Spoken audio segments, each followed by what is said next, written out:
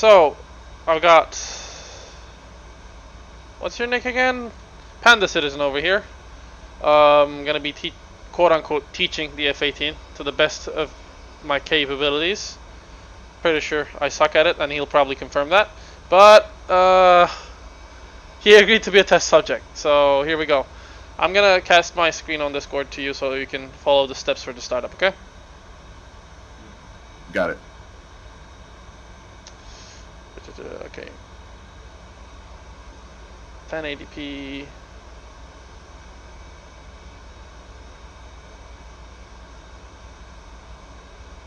Okay, went live. Can you see my screen? I see it clear. Okay. So, before everything, you're on land, so you don't need to do this. On carrier, you arm your safety right down here, this handle. But just keep that in mind, you'll need to arm that before you take off. The true first step always is turning the battery on here. It's on the right panel. You know, what am I doing? I need to familiarize you with the cockpit first. Sorry about that. I am terrible at teaching, as you've seen. I hope you don't regret your decision. So, from left to right, your oxygen control is over here. You got the mission computer switches over there. You'll rarely need them unless you have a fault in them. And the hydraulic override over here. The antenna selector, again, you won't probably need it. Manual ILS, if your computers up front go bonkers, this is where you can tune your ILS. ILS is Instrument Landing System. F-18 has a carrier version of that, so you cannot use it for landing on airstrips. We'll come to that later. Crypto IFF stuff, you don't need to know much about it. A lot of these are not actually working. Volume control for a lot of different options like the voice, RWR, weapon queues, mid channels, TACANs in the aux line. Okay, the APU and engine crank controls over here. Flight control system controls over here. The reset, the gain, and rudder trim and the takeoff trim over here. And then the throttle, the big one over here. External tach control right behind the throttle to basically override or and use all of it before the main tank or stop flow from it. You can dump fuel right next to it. This is fuel control panel over here. And then there's a fuel probe. Dump fuel as in dump the auxiliary tanks, or just dump fuel because you're too heavy? Dump fuel because you're too heavy. Sometimes you need to do that. To dump the auxiliary tanks, like drop tanks, that's something else. You do it from the select jettison. I'll show you in a second. Okay, throttle here. There are certain throttle switches over there. We'll go over some key bindings that you'll need to have. Real quick, how are you doing that with your camera? Track IR. I have to wait a month for mine to come in. Yeah. So you will need to use some alternative to that. You might want to have a camera control on your stick or something. I'll have to set that up. Yeah. Okay, here's the throttle. The external light controls over here. For position lights, formation lights.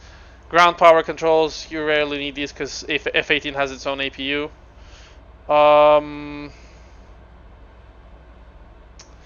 Also, behind the throttle, you might not be able to see. It's a good idea to bind them for that reason. There's strobe light control and the master lights control, which lets you shut off and turn on all the lights in case you need to go into combat and whatnot. Other than that, there's a fire system test over here. Other than that, okay, let's see. On the side panel, on the side front panel, there's going to be the hook bypass, field or carrier. It basically checks whether your hook is down or up depending on your landing on field or carrier, and gives you a warning, a flashing, flashes your angle of attack indicator that's right next to your HUD over here, if you don't have it in the right position. Landing and taxi light, self-explanatory. Anti-skid. You want to have this off at carrier, but on field. Launch bar. That's for carrier catapult stuff. Flap control. There's the auto, half, and full. And here we go. Selective jettison. This is how you jettison stuff like your ordnance or your tanks and whatnot. You select either left fuselage missile slot, right fuselage missile slot, rack, or stores. The rack ones are usually used for fuel tanks, and the stores are used for bombs that you have on the wings. And then once you set this to whatever you're going to set it, you choose which rack or which slot you want to drop from the jettison station select, which are pretty informative. Center, left in, left out. These are the wing stations. This is the center body station at the top. And then once you select that and set this, you hit jettison and it drops it. I'm just going over this really fast and yeah, that's fine. You know, shallow. So you'll probably go over this in more detail yourself later. Emergency brake over here. Also, it's the parking brake. You can disable it like this, twisting and pushing, or you can click and pull, twist and pull for parking, or just let me do that again, or just pull it for emergency braking. How do you pull it? Scroll wheel. Ah, thank you. So that's our parking brake. Okay, coming up to here, we have two MFCDs. These are not colored. These are just green on black displays that will be displaying your data for here, left and right. In the middle of those two, you have your upfront controls, the UFC. That lets you set your autopilot, the IFF, the TACAN, and all that other stuff, and also lets you enter data to these MFCDs when you choose the UFC button in them. Going back to the left side, there's a fire extinguisher system over here. The button's over here, right at top, and then there's the air-to-air and air-to-ground modes and master arm switch. Under it, I usually don't like mentioning this. This is called the Admiral's Doorbell. This is emergency jettison. It drops everything you have to basically shed off all weight that you have. If you hit this, you're ringing the Admiral's Doorbell. He's gonna ask you about why the fuck you hit that. Let's see. This is your IFEI. Gives you engine and fuel information. Over here, this display. When you turn on, you'll understand it better. Under the upfront controls, you got the HUD control and the recorder control. Recorder control is pretty much not functional because, you know, DCS. This controls HUD brightness. This controls the reject, day-night mode, angle of attack indicator right below it, which is next to over here, and this controls what altimeter you're displaying on your heads-up display, and the attitude information, what you are using for it. And then bottom here, this display over here is called an AMPCD. It's a color LCD screen that's able to display color maps under the normal MFCD information that you would have. So this is more useful. Most people don't like using the maps because it washes out everything else. But if you turn the gain all the way down, it stops washing stuff out. That's a little tip there as well. Next, on the corners of the AMPCD, you have the heading and course select buttons. This is loud. Hold on, give me a second. I'm gonna drop the canopy over here.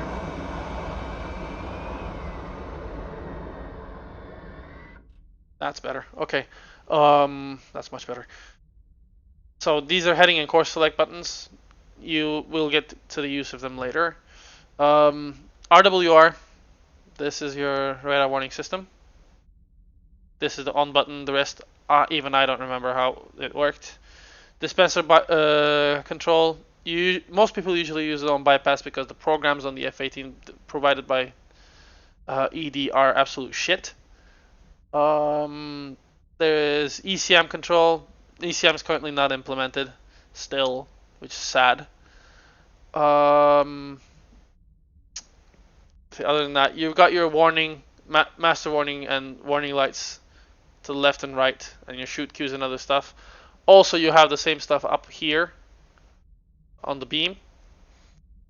Next to the right MFCD, you have the also for the MFCDs. You might hear the term DDI as well.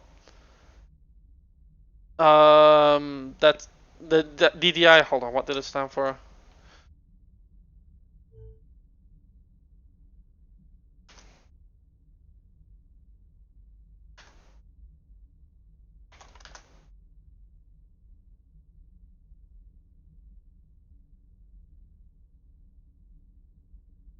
They basically are the information displays that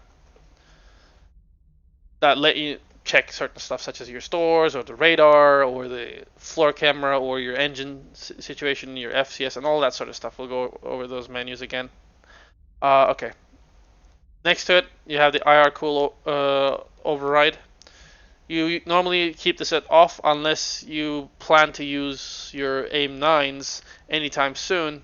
Then you flip up to norm or override depending on how soon you're going to be using it. This cools down the IR sensor on the AIM 9s, making them more accurate. Under that, you have the helmet mounted display, which is a display that appears right in the middle of your vision, making it easier to cue targets to your radar in certain modes. So rather than trying to turn the plane towards it, you just look towards them and you can cue them that way. Spin recovery right under that. You will rarely need it because F-18s are really stable at stall. If you do need it, you pop the switch and click the button. Click the switch. Like basically, pop the cap and flip the switch. That'll automatically, at least presumably, recover you from a spin. Anyway, I need a little break. Carrier landing hook. This is the back hook that drops down to catch the wires. I'm pretty sure you've seen it. This handle controls that. Next to it, you've got the wing fold.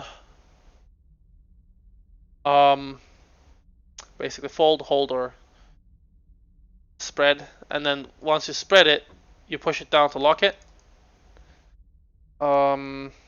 Next, under the hook, next to the wing folding control, you got the Buno number. That's pretty much standard in all DCS planes because they base off of a single Buno. I wish it was different for everyone, but it's not. There's a radar altimeter over here.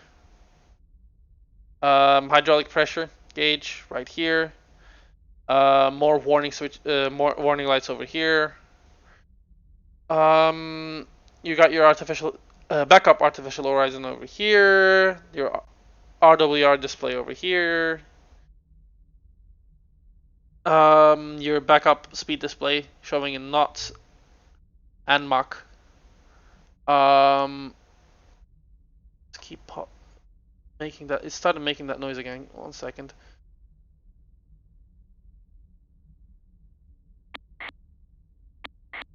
Now I know why it was making that noise. Okay. I had to mute my mic on voice attack. Okay, got it. Okay, yeah. Speed display.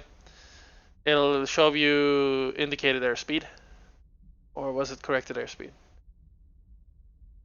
I think it was corrected airspeed. Here you've got the altitude. Pretty standard. You can use this knob to change your altimeter pressure setting. You can get that from the tower. A lot of the time when you request clearance for takeoff. Next to it, you have your climb and descent rates. These are all backup units in case your heads-up display or your and your NFCDs fail. So, anyway, moving on to the side console, right side console. You got the battery display over here. You need to have battery above that white line that's shown over there. That I think that's 26 volts. This is the normal battery. The right side is the emergency battery.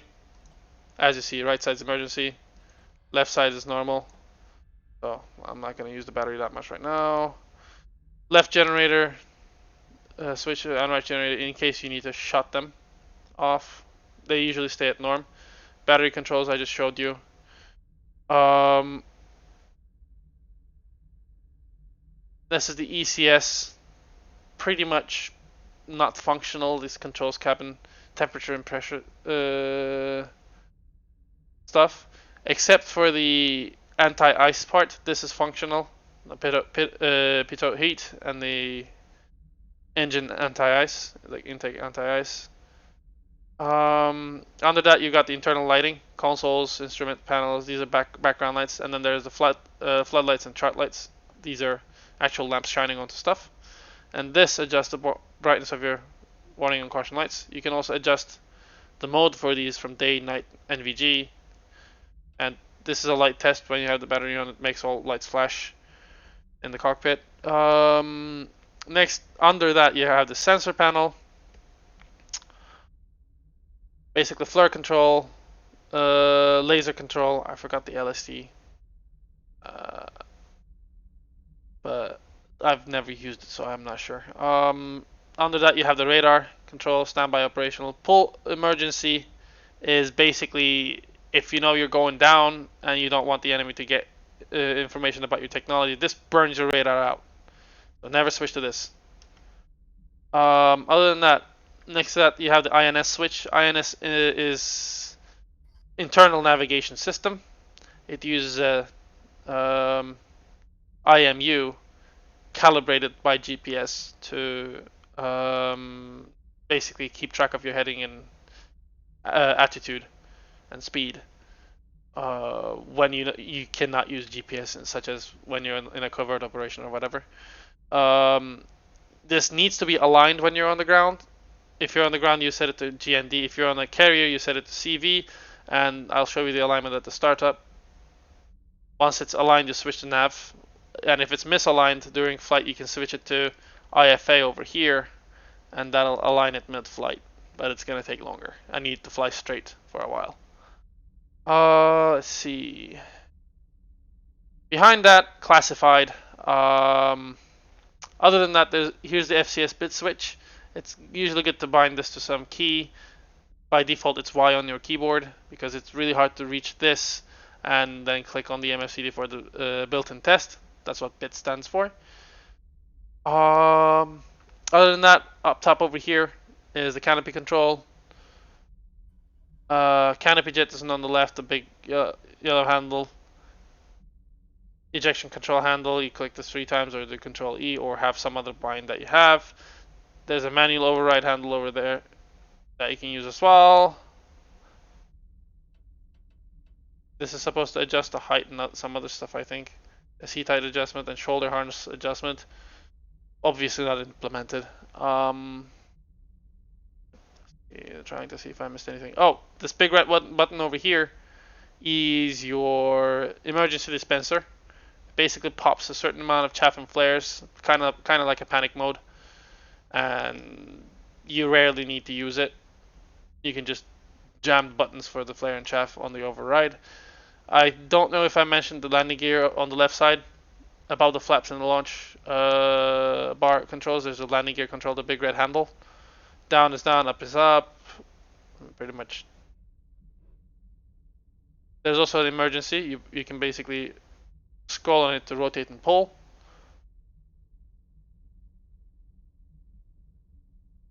Oh yeah, one more thing. Back over here, next to above the O box and the mission control, so mission computer switches, there's a little nuclear weapon switch that is not functional in DCS, but it's a fun little tidbit to know. Because the F-18 was actually designed to drop tactical nukes. So anyway, any questions so far? No, that's actually pretty cool. I just flipped the nuke switch. That's basically nuclear weapon enabled. That's the nuclear consent. So it's a second type of arm safety when you need to drop a nuclear weapon, because that's some serious shit. Yeah, and it's way back behind you, I guess, because if you're Yeah, going to do it, you have to reach for it. yeah, exactly. And sadly, the only module in DCS that actually has a tactical nuke functioning is the MiG-21, and it's also known as a server crasher. So never drop a nuke in a MiG. On a multiplayer server, it is considered bad because what it does is it creates a like an expanding sphere of death, basically disabling every single thing inside that area. And that keep expanding. The more it expands, the more modules go off at the same time, like more units go off at the same time, slowing the server down and ultimately fucking everything up. So you can thank DCS for Eagle Dynamics for not implementing it properly. So So a good way to get banned. they wouldn't ban you. At least I don't think they would, but you would definitely get kicked for the first time, and then after that they might consider banning you. If you ever get the MiG-21, keep that in mind. Ask for permission before using nukes. Let's see. So it's like one of those, when's the server reset so I can come back and nuke it? uh, that's probably not a good idea. Let's see. No, you nuke it before the server resets. That way they're expecting the server to come down anyways. Yeah, maybe, but I don't think Hoggit allows that. Let's see. Now controls. Oof, this is gonna be a little hard. Forget about the defog handle. It's on the side. Actually, you know what? I didn't show that to you. On the rightmost side over here, here's the defog, setting it up and down. Over here, as you see, I actually have it bound to something because it makes a lot of noise. Um, Sets the defog inside it. I don't think it's implemented in DCS, the defog, but it might be. I'm not sure. Um, right behind it is the windshield anti-ice. I know this is implemented, so you can turn it on in cold weather. Mm, that's all. Yeah, that's all within the cockpit. Okay. I mean, you have the rudders and the toe brakes. You know those already. Stick has certain buttons on it that lets you control the DDIs and your sensors. We'll get to those in a minute. Let's see. Let's get rid of the stick. Okay. Adjust controls. So access commands. You have your pitch over here. Roll. Make sure you have these bound. And rudder. I have a pedal for that. And then you have two. Sorry, there it is. Now you have a throttle designated controller. If you have an analog little switch that you can use to control it around, it is good because this is your TDC throttle designated controller, which lets you move the cursor around on DDIs. If you don't have an analog switch, you can put it onto a hat, but it's going to be a little more janky. Um, And that was for what? that controls cursors on your, for example, your FLIR. It can pan your FLIR camera, or it can control the cursor on your attack radar. Basically, kind of like a mouse. So I should just do that with my left joystick. You can, but you might want to save that for some other stuff as well, because. Or you can just bind your mouse if you're not going to use your mouse to look around. Well, you can most certainly use your mouse to look around, though. It's really useful. Um, I will probably do that. How do I bind my mouse to look around? It should be bound to looking around by default. If you click the middle mouse button, it should switch between cockpit interaction and looking around.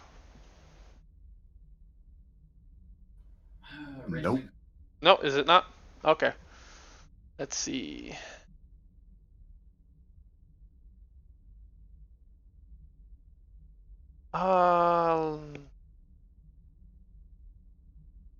Camera transpose mode over here.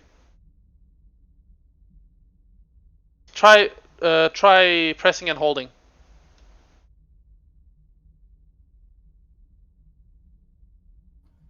Still not doing anything with the mouse.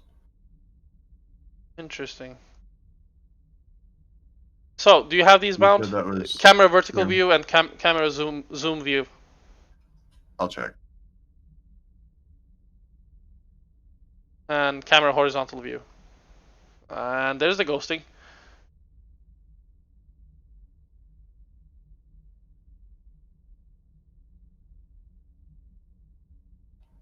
I don't even see camera vertical view. It should not be under access controls. Okay, I just went for search. So just search. Where is it? Do you see this? Search that one. Ah, fuck's sake! Stop ghosting around. Oh, I fucking hate the X56. Yeah, mouse X and mouse Y. XY and mouse C for the zoom view. That's gonna be controlled by that. So if I didn't have a track IR, those should be controlling it. So double click your middle mouse. That should make your yellow cursor disappear, like that.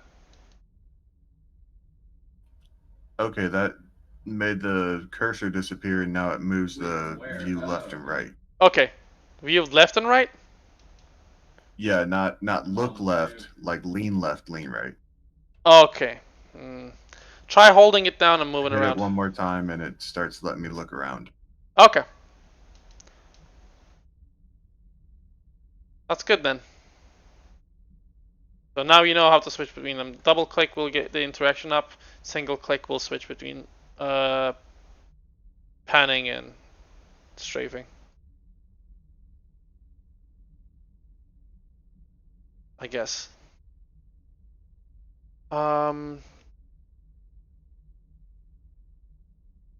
Okay. Back to access commands. You got your TDC, you got your camera. Thrust, there are two throttles, or the two engines, that's two throttles on the F-18. If you don't have two, you know, if you don't have an X56 or a orthogonal throttle or whatever, you can just bind it to thrust and it'll control both engines at the same time. Wheel brake left and right will are your toe brakes, left and right toe brakes. If you don't have a pedal, you might just want to bind normal wheel brake over here as a button or something, or an axis. There'll also be a button for it. You can search for it. Other than that, some other controls. On the gun, you have your trigger, second detent bound.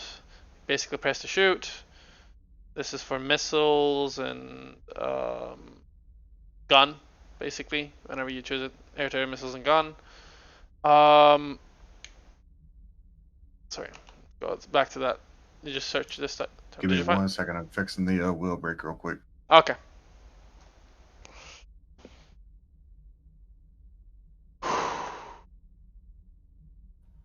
Yeah, I'm just putting it on off.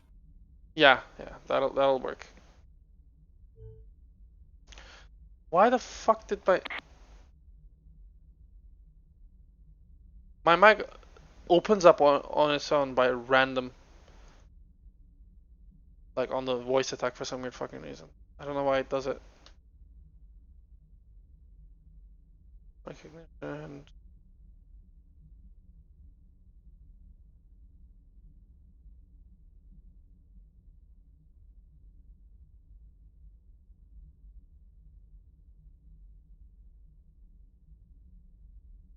Okay, whatever. Whatever.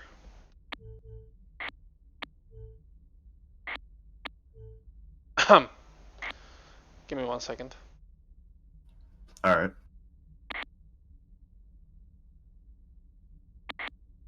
Okay.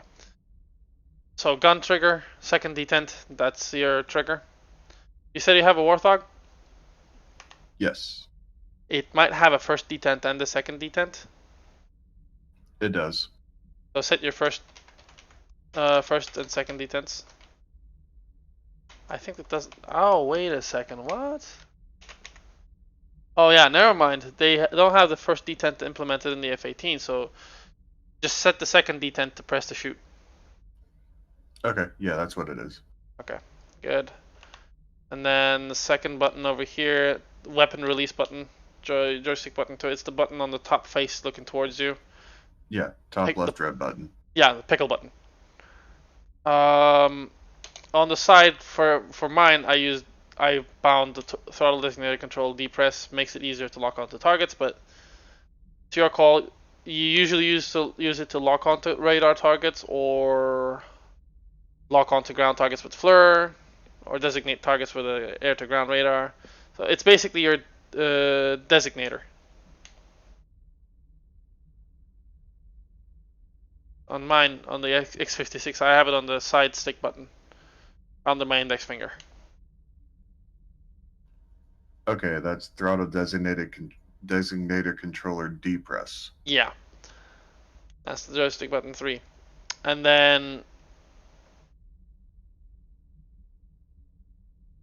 I have smoke device bound to this. This is not necessary.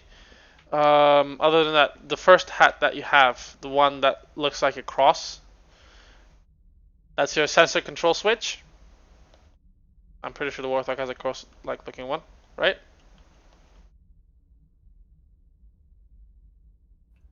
Do you have the A10? You have the A10 Yeah, I've got stick, the right? A10 stick. Let me check So that. you're talking about the thumbstick or oh no, I see what you're talking about. Yeah, that one.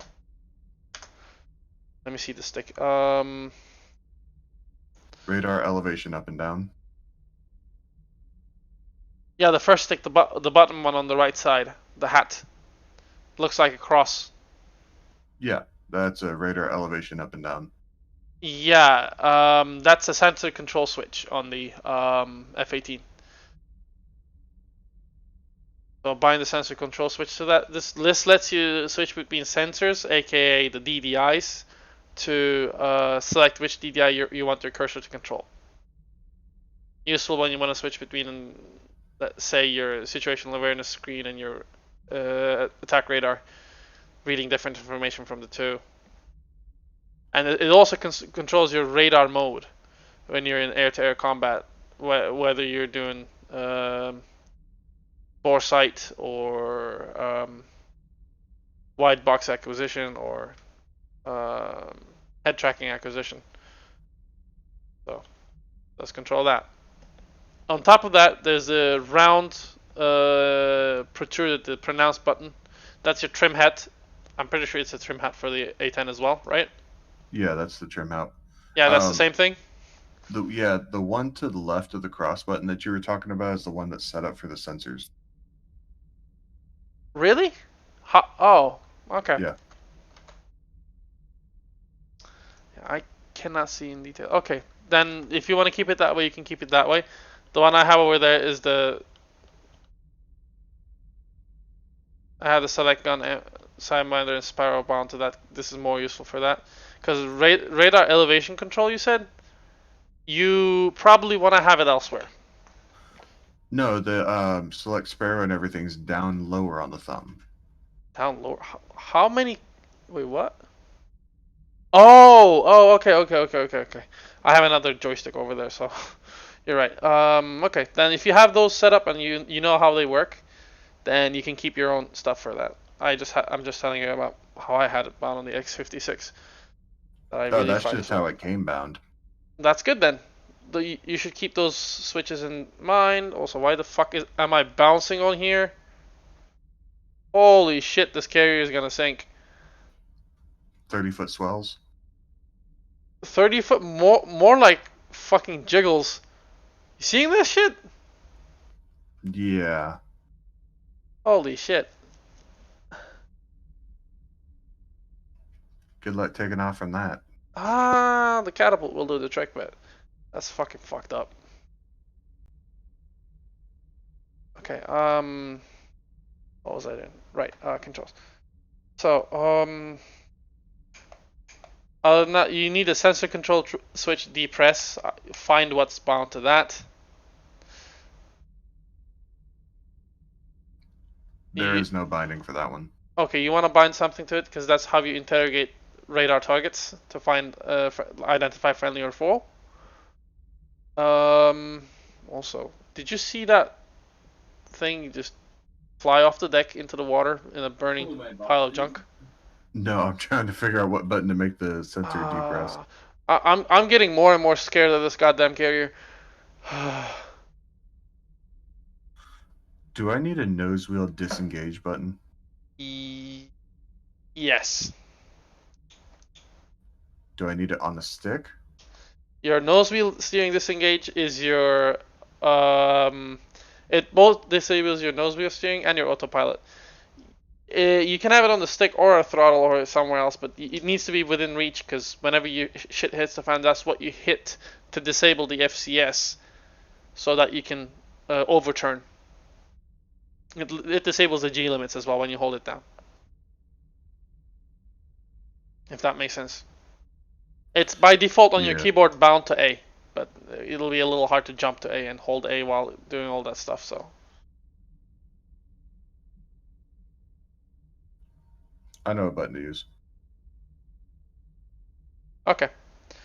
Other than that, on the stick, you want to have your paddle bound to undesignate nose wheel steer switch. Your paddle switch. This is also going to be how we switch between targets in track while scan mode. Switch between highest threat targets. The undesignate? Nose wheel steer, yeah. That's your paddle switch. Wait, what's the paddle switch? The pinky paddle. Yeah, the pinky paddle, yeah. The A10 has one, right? Yeah, it does.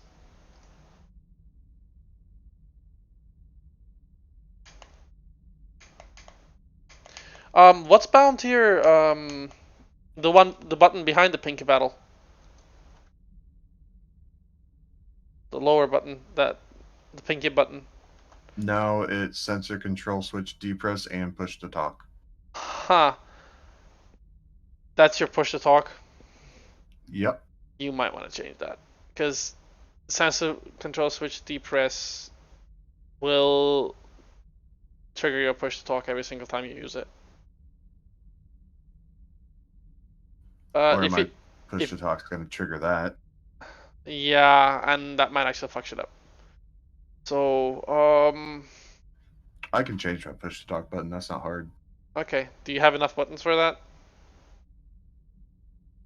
Because we got a lot more to go. I'll probably have to move over to the right joystick for that then.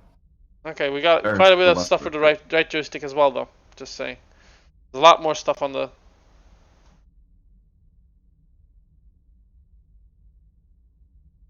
I'm starting to realize I need my throttle. Yeah.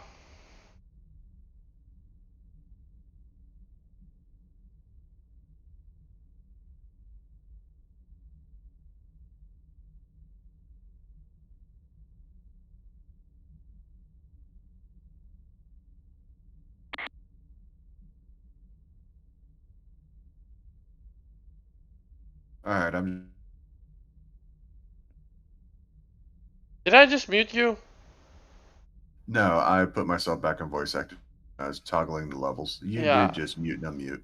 Yeah. Okay. I did not know I had that bound on my throttle. Let's see. Okay, if you bound the paddle, that should be all that you need on your stick, I think. Next comes the throttle. Button number 1. Where's the button number 1? No, my throttle is a T16,000 or T1600, so I don't have as many buttons. I don't Yeah. think. Okay. So you want to have your autopilot nose wheel steering switch over there. That's one of the priorities. Something that you want to have within your reach.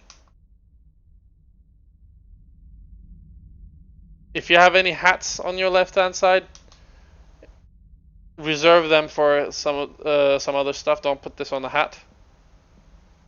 Okay, I was using that for my viewing, but I've got that to my mouse now, so that's not a problem. Okay.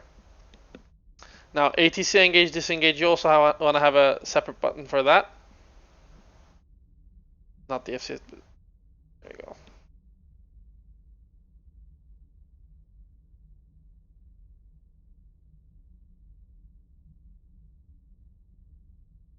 Do you see how much fucking...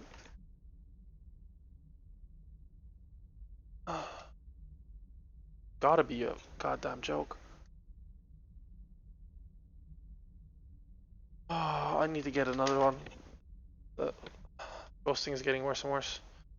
I'll just fucking order it Another from what? Amazon right now. I need to get another USB hub. And a good powered one. Oh, you have too many devices. No, I only have two. I have the stick and the throttle on it, and they're still fucking ghosting.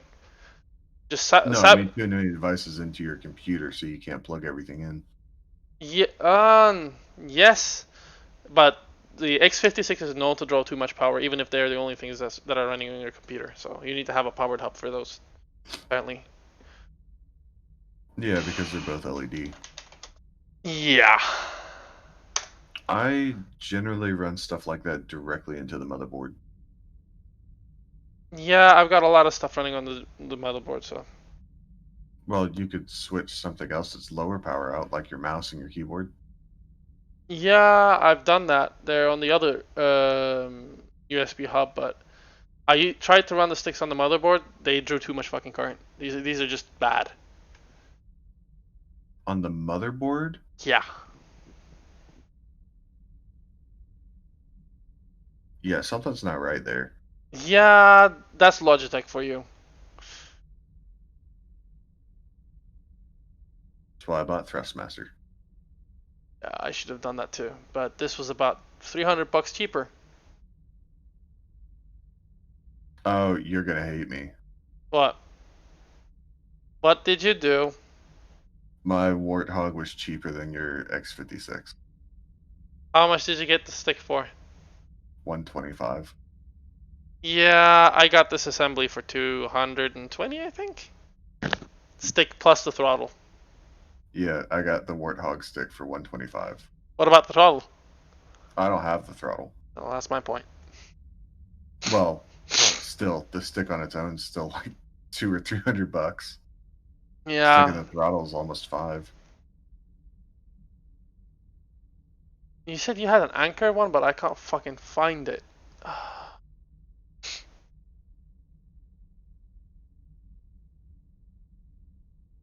I want Prime. Oh yeah, how readily available does the ATC disengage engage switch need to be? Not necessarily so. ATC engage disengage is mainly used to basic ATC's auto throttle control, kind of like cruise control. So Okay, so I'm gonna pop that up on the far yeah, top right hand side. yeah, you don't necessarily need it that bad. That F-18 landed a little too fast. Okay, $35.99. Do I have the money for this?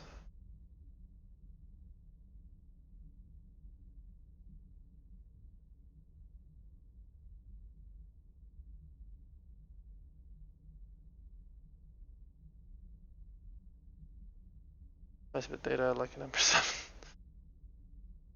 Power speeds up to 2.1 amps. I mean, how much does it need anyway?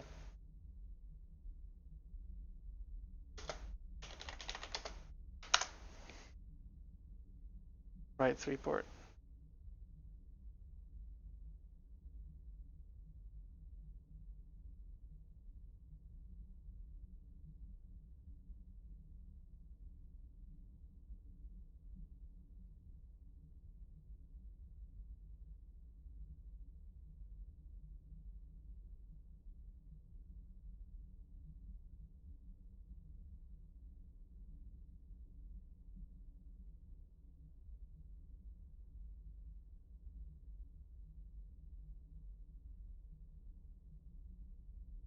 Oh, I should have bought this. It's fucking $42 though.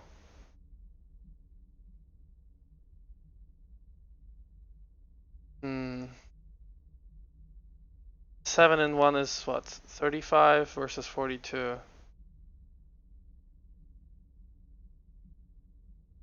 It just has 3 extra charging ports. I don't need charging ports. How much is 10-in-1?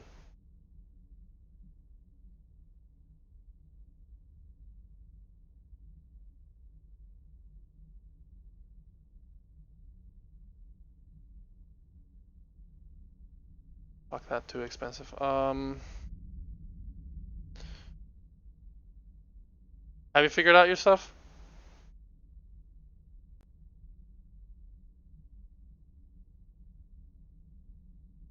Oh, fucking hell.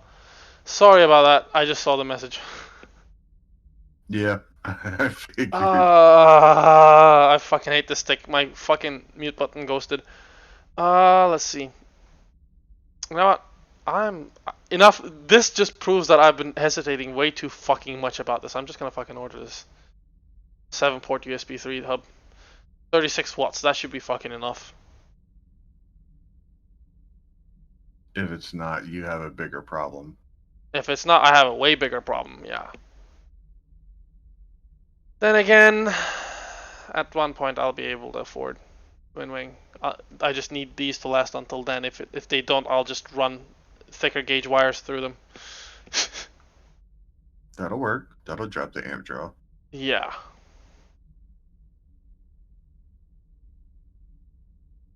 Four years of electrical engineering plus 2 years of masters. I should be able to do it. I think. I just have 9 years of HVAC. Well, yeah, that'll also help. I'm very used to tracking down and dealing with small wires run through tight spaces. Oh yeah. Let's see. Why now?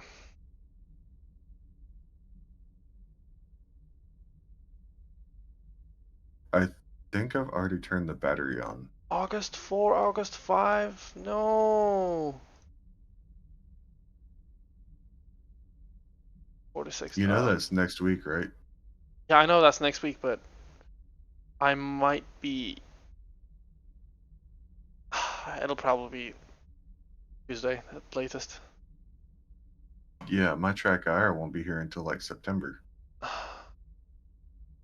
Sad. Yeah, but I got it for $76 instead of 150. Hmm. Yeah, when I got mine, it was $80.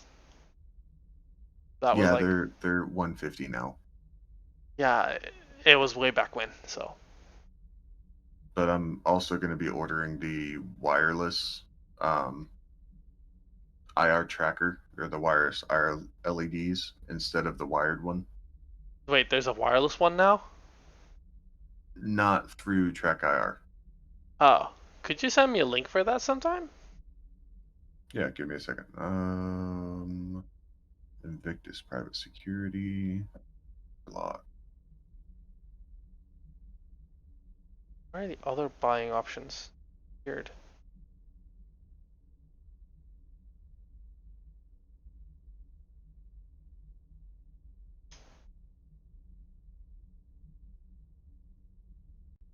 Yeah, it's 46.99 euros, Hmm.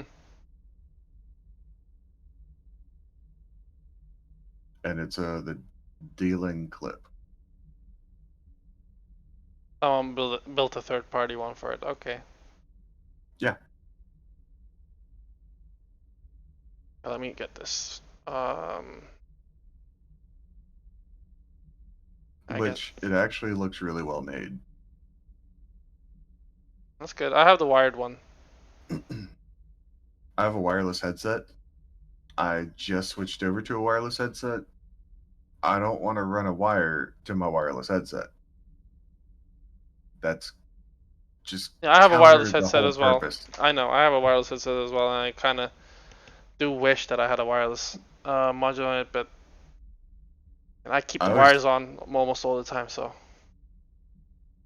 yeah, my headset's almost never plugged in unless I'm walking away. unless you're walking away, Yep. your Put luck it is that down, plug fucking it in, bad. and walk away. Oh, okay. Yeah, well, I usually keep it plugged in for the most part. Um, but sometimes when I need to talk on Discord or whatever, I just unplug it and walk away with the headset on my head. Yeah, that's what I do when I'm cooking or something. Yeah, that's the only reason I got a wireless. Let's see. Fuck it. I've been thinking too much about this. Yeah, I just got tired of the wire dragging on my shoulder. Okay. That's it. The new USB hub should be coming soon. That way I can retire this guy onto some other stuff. And maybe add more devices. Let's see. Okay, you got your button. What button were we at last time you sorted stuff out? We were at the ATC. Yeah, auto throttle, engage, disengage switch. Okay, now you've got that. Now your dispense switch aft and forward. You can have this on your stick or you can have this on your throttle. Since you your radar elevation on your stick, is it a four-way switch? Yes. What's the left and right bound to? Let me check real quick.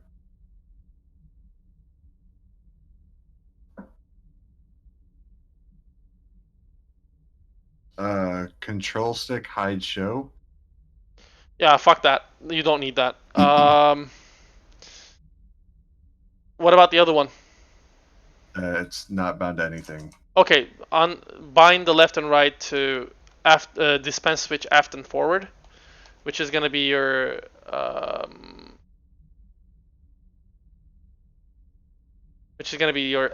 flare and chaff control. I have it on my throttle. I have two dedicated switches to buttons to those, but since you have free space on your stick, I'd say just use that. Save yourself time. All right. Because it's gonna be harder to go jump to a button from the other stick for now. Okay, those are bound, and then So flare is right, chaff is left. if you'll remember it, that's all you need to do. Okay. So radar elevation control, you have it on your stick. I have it on my throttle. That's good. You have these two bound. Now, raid flare FOV select button. You want to have this somewhere on your stick. If you have a hat on your left stick, you can put it on there. Raid flare, raid/flare, FOV select button. That's gonna have to go on to my throttle. Yeah, yeah. How accessible does that need to be? It's mainly for controlling basically DDI stuff, controlling the zoom on your flare, for example. So, yeah, wide or narrow field of view. So you don't need it. You don't need it in the middle of a goddamn dogfight, but you will need it when you're flying towards a target to set up your view and pan around. Gotcha. So, okay. medium level, low to medium level accessibility. And then you want to have your cage uncage button bound somewhere near that as well. Okay? Cage. Cage uncage. Okay. Cage and cage. What is cage and cage?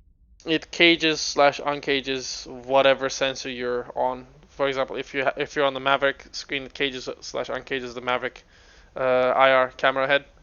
If you're on your flare, it cages/uncages the flare. Okay. Better question. What is cage? It locks it in a specific position. For most sensors, it's the default position, centered position. Okay. Okay. Okay. Other than that, what else do we have? Oh yeah, FCS bit switch. You want to have this somewhere accessible. You can use your keyboard. It doesn't need to be emergency accessible. So Y is more than enough if you're using your keyboard as well while you're flying. Like if you have access to it, just leave it on your keyboard. Yeah. Okay. You'll need it at startup to do the FCS bit test. Other than that, yeah, you might want to put some of your launch bar control switch.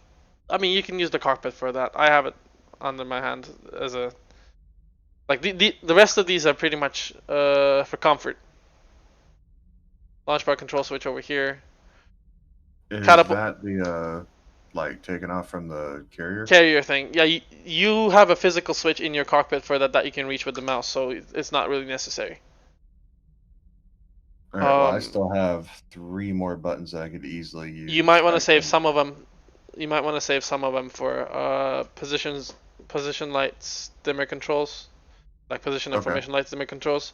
as well as the exterior light switch on off somewhere, and the strobe lights. So you got 4 more stuff that you need to bind. Okay. So I've been wondering if there was a way to.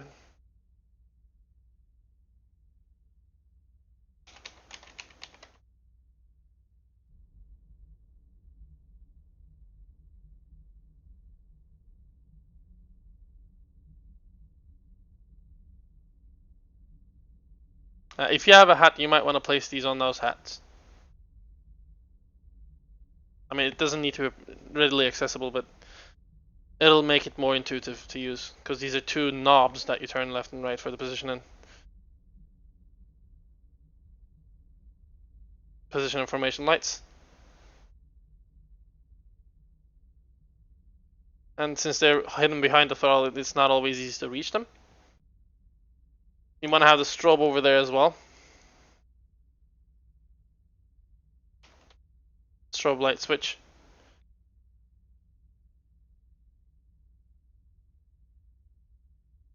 Go between dim and off. You don't necessarily need bright. The dim is visible during daylight, so just have a single binding for that dim off switch.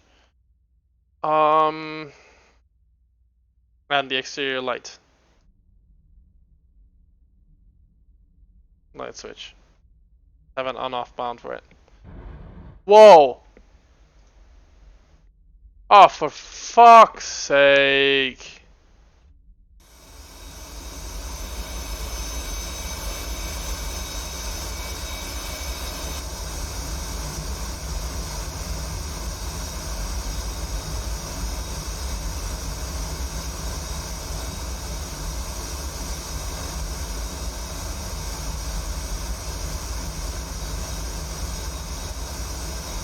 Right fucking next to me.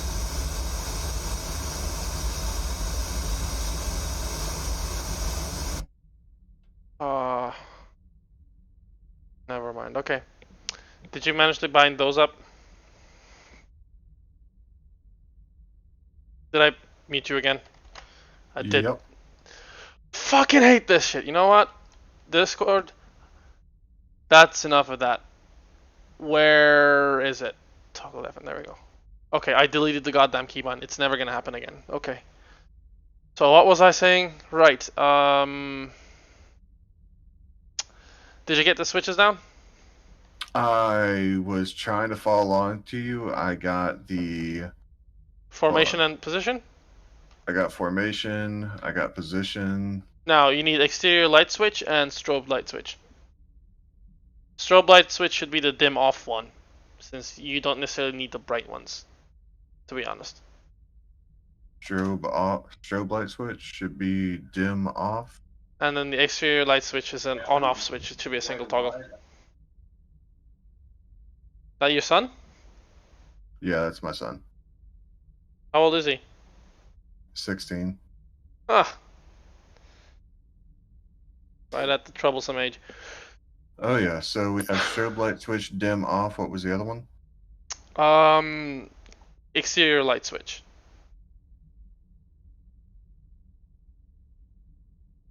Exterior light switch on off. Okay, cage uncage. I need raid flare. I need ATC disengage. Landing gear control handle. What is that? Landing gear control handle. Landing gear control handle. That basically controls your landing gear, but you have a handle in the cockpit that you can control with your mouse for that. I could also just hit G. Yeah. Oh, yeah. You can also use a keyboard for it. All right, so yeah, landing gear control handle is going to be rebound. Exterior light switch. Another thing you want to have on your throttle, I forgot to mention, unless you want to use the keyboard for it, is your speed brake, which you don't necessarily need during a dogfight. I've never used a speed brake during a dogfight. In fact, I've rarely used speed brake on an F-18. If you're flying it properly, you'll never need it. Unless I screw up when I'm landing. Yeah, you're never supposed to use a speed brake for landing, because F-18 and F-14 and F-16 and a lot of newer airplanes are on speed angle of attack, which means you set your flaps to a certain level, you set your trim to give you a certain angle of attack, and whatever you speed go, you just control your speed to bring your nose up and down, not touching the stick at all. All right. Well, I'm out of buttons anyways, so. Okay, that should be all then. That's all you need. The flap control, I have it on my throttle, but there's a physical switch in the cockpit, so you don't need that. That's another comfort thing. That's all. I guess I'll be able to run you through startup, and that'll be our time. Startup and takeoff, and maybe landing. You know what? I'm gonna change fucking roll.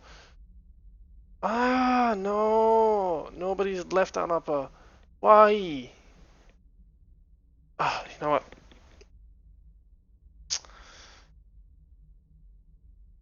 Okay, your bindings are all done, right? Yeah. Let me inspect my plane, make sure there's no damage from this idiot next to me.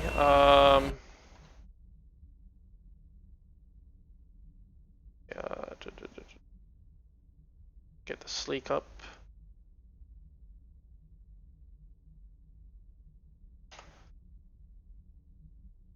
Won't be running anything over there.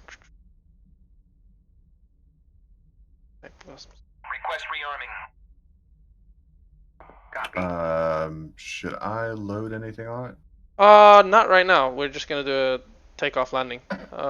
So whatever you have on there should be good. Let's see. You ready to follow through the startup? Yeah. Okay.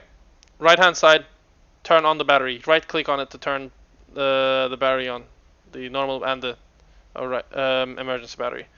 And then on the left side, Hold on 1 second. Okay, battery, right click, battery is on. Where was the second battery? that's the only one. You turn the battery on, just it the middle turns one. both of them on. The U and the E on the battery display over here should be on, as you see. My lights are flashing. What lights? Oh, okay. I put it the wrong way. Yeah, you put it in the override. That's the emergency override. If you push it up, that should go there. After that, you turn to the left side and turn your APU on. After a while, it'll turn the green light. Okay. APU On the left side. Yeah, it's not staying on. Is your battery on?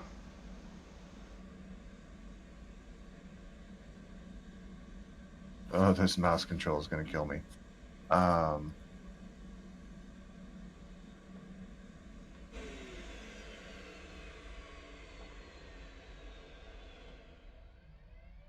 Yeah, battery's on. Okay, battery. I turned the battery on. FCES is flashing.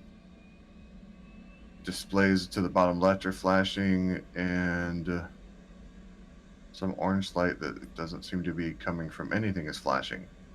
What? Inspector plane. Press F2 on inspector plane. Did someone hit you in one of those lags? Let me find you. Hold on. I don't think so. I'm in a F10. hangar. Could you turn on your feet so I can see you as well? Yeah.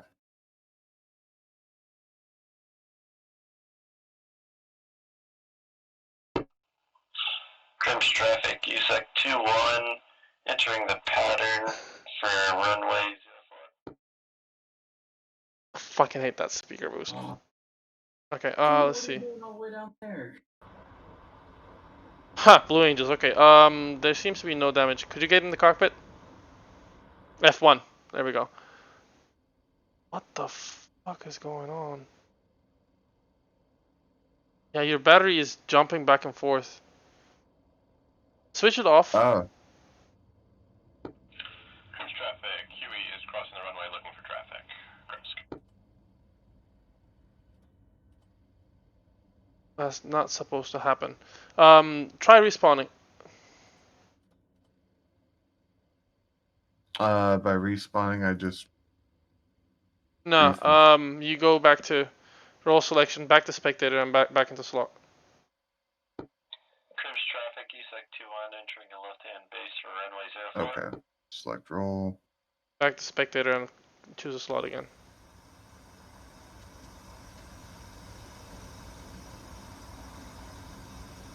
Then there's another F-18 spot right next to me.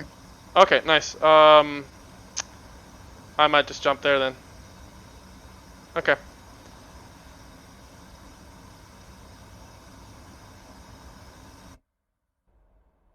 Okay. Good.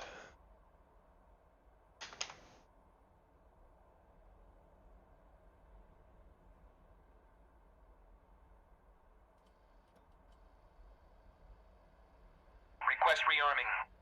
Okay. So. Copy. Hey, can one of y'all do me a favor?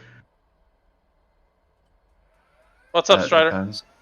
So I'm trying to get some skins in for the F-18. You see, but I kind of forgot how to do it. So it's save games, and then DCS, and then where? Save games, DCS. I do not remember. Oh wait, no. I don't think the skins go there. They go in the main folder. That's where I put them. Oh, Main installation folder, yeah. Steam On the Steam for the app? F-18s, core mods, aircraft, Core liveries. mods. Yep. Yeah, aircraft. Choose your aircraft and then liveries, and put it in the separate folders in there. D file, Steam ID. Yeah. No, not Steam ID. Steam library. Steam Okay, apps. your battery is on now without flashing. So now turn your APU on, and the APU is up and running. That's good. Let me get to that stage as well. Appreciate it, boss. Turned on. Anytime. APU on. Also gonna set my bingo over here to 2500 by standard. That's the lowest you probably want to go.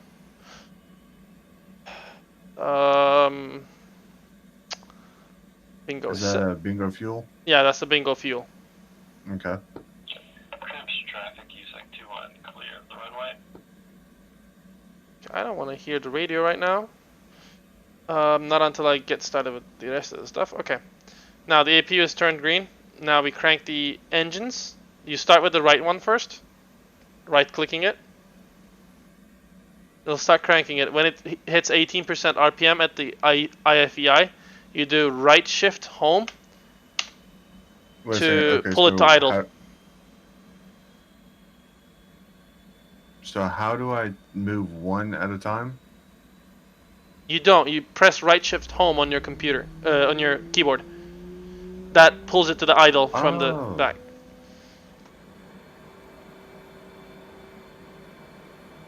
One of the engines started. Roll left, roll left. Flight controls. Flight controls. Sorry.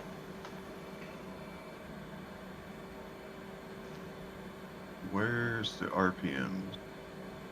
RPM is the top. You know the engine display over here. The top row is the RPM. Gives you in percentage. Tolerance percentage. That should be spooling then, right? What's yours at? Yeah, mine is at 65? 65. Let me see what yours is. Did you crank your 0. engine? I can barely see anything. Oh, what's the crank engine button? Right behind the APU switch, further towards the back of the plane. Right next to the Engine APU switch. crank. Engine Okay. crank. Right click on it to crank the right one. Your right one's the one that powers your DDIs. Gotcha. The left one is auxiliary power, so you want to start the right one first. Right, engine's at 26%. Okay, you can apply fuel after 18%, so just go ahead and apply fuel. Right shift home. If you have voice attack, it's a good idea to bind those in voice attack. For example, I'm going to show you in a second for the left one. Let's see. Okay, your engine has started, right? Yep. Roll left, roll left. Okay, when you're spooling up your left one, do the exact same thing. Flight controls. Inject left. As you see, And- voice attack does the job for me. Now the keybind for it is left alt home. So have those bound on your voice attack, and then you can just use your voice.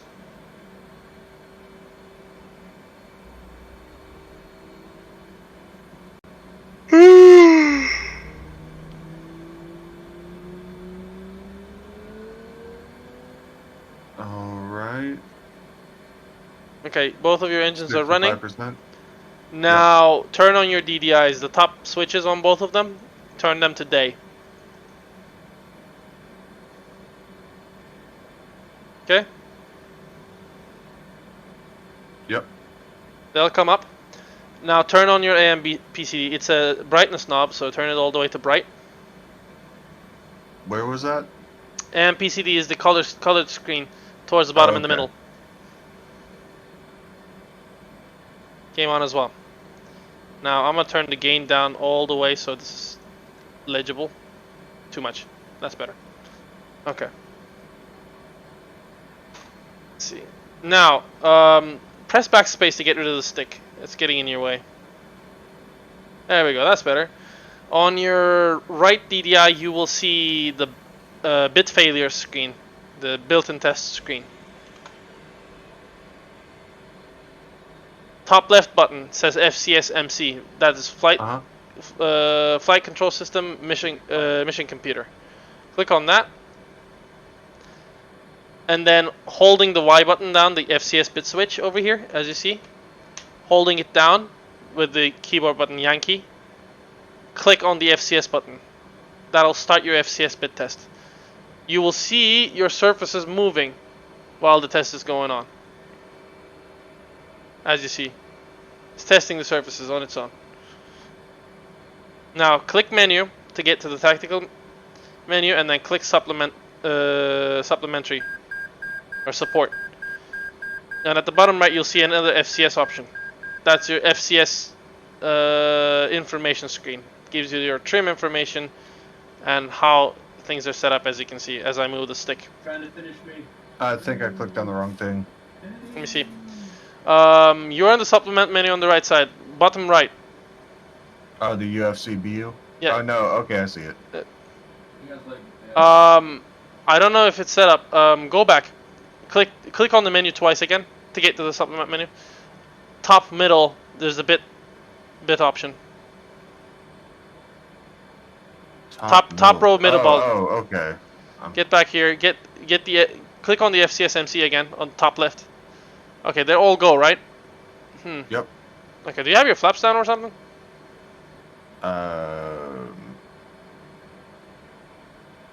Flaps were Left No, that's shoulder. defog. Left shoulder. No. Not there. Not. Shoulder is the part next to the DDI. Oh, okay. Like further down,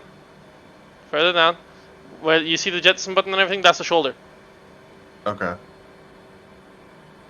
So your flap switch should be there. Yeah. Your flaps are all the way down. That's fine. Let me put mine down. Wait a second. Flat. Oh, okay. This is flat. Okay, flaps all the way down. Now go back to the left side, to the side panel over here, where the FCS module, FCS partition was. Remember? Hold on. I gotta. My mouse. Funky. Do you have your center view bound to something? Because you might want to center your view. There you go. Don't pan around. Don't pan around. Just use the rotation mode. Yeah, that's the problem. The moment I go into it, it wants to pan. Yeah, I guess you'll need to triple click then. Yep. Okay, now your FCS settings area, the FCS partition. There's a big reset button, the big gray button. You see that? That's oxygen overflow. Reset, yes. Click that. That's gonna reset your FCS, and the boxes that were appearing in the FCS menu on the right DDI. Remember those boxes? They should be gone now when you check it again. Open the FCS menu on the support menu. You're gonna be double clicking the menu button, and then bottom right is gonna be the FCS one. Bottom right's the FCS? Right. Yeah, there Yeah. it is.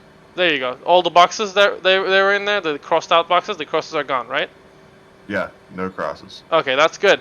That's reset. Now do your takeoff trim. That's the button on top of the rudder trim knob. There's a little button embedded onto the knob. click on that. Sorry, let me see if I can show it better. This guy. Click on that, and that should Hold on. do your It's takeoff trim. blocking half of your screen. Okay. What button? You see this? That little thing. Got it. Yeah, that little button on top of the knob. Clicked. And that's your takeoff trim done. That's all you need to do now. Now, uncage your horizon. It's a little tricky. You might want to read the instruction. What you do is you hold down right click. Oh, wait. Yeah, hold down right click and then scroll back. Is usually how it worked.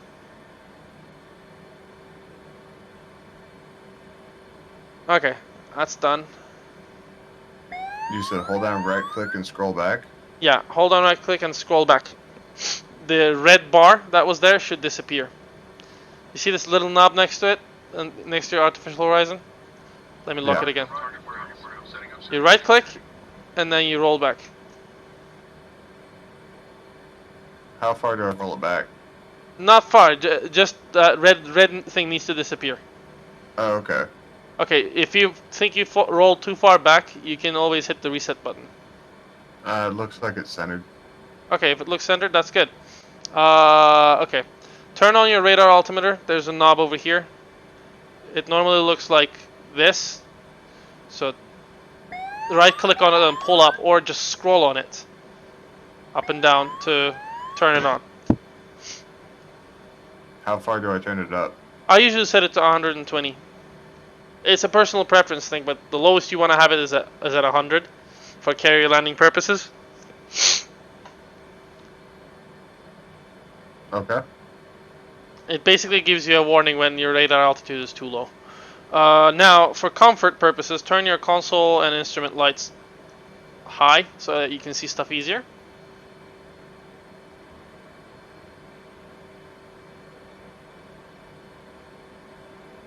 Oh, I don't need the flood that high. Yeah, I don't even use the flood right now. So now, one thing that you might want to do as soon as you start your right engine and turn on your AMPCD is on the right side. We're going to do this later because I need to explain this. INS control over here. The INS switch. You want to turn into ground since you're on ground. And you'll see that on your AMPCD. Now you have the ground control, the quality and time. The quality will decrease from 99.9 to 0.5, which means it's zeroing in. Takes a little while for it to get started though. It'll start counting down like that. Once the count reaches 0.5, it'll say OK next to it. If you see OK, then you turn that switch to nav. So it's counting down right now. Also, to make it easier, go to your AMPCD. On the lower left, there's a gain button. Click it all the way down and, until you can read it comfortably without the map occluding everything.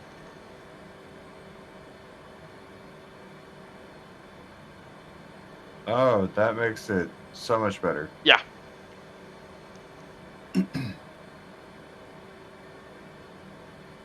See, you can probably see on mine. Do you see that? Your image is kind of fuzzy.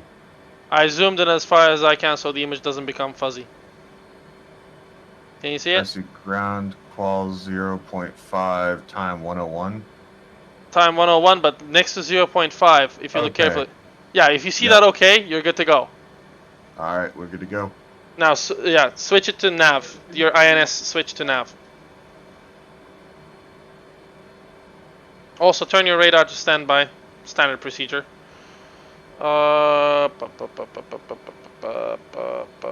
Okay. You got both of those done? Yep. Okay. One last thing. Since we might fly high altitude, we probably won't, but on the left-hand side, turn your oxygen on. Remember where it was? Furthest Yep. back on the left side. Turn it on and turn the oxygen flow all the way up. Oxygen flows all the way up. And the oxygen switch should be on. The Yep. all box should be on. Okay, there you Double go. check it's on. Now, time to taxi. and take off. You can use the aux menu. That's gonna be your backslash. Press on the backslash. Press F5 for ATC, and then press F1 for ANAPA. Request startup. Anapa. Uzi 3. Normally- Request startup. Request startup. Normally you would do this before you spool up, but let's see if it's gonna answer us. Just might not. Okay, it's not answering us. So next step is we're gonna start taxiing. Come back to here. Yeah, friggin' ATC is broken. Come to the left shoulder. Release the parking brake. Oh, I forgot one more thing. Under the UFC, turn on your heads-up display. This brightness knob over here. See this? Yeah. Turn it on. It turns your UFC on. So that you have information. Now, in your UFC, it says NWS, as you can see. You see that? Yep. That means your nose wheel steering is on. That means nose wheel steering is on. Yes. That's a good thing. Because you will need that. You can hold down the pedal and it'll say NWS high, which means you've got high steering range. If you release it, it'll go away and it'll go back to low steering range. Gotcha. So,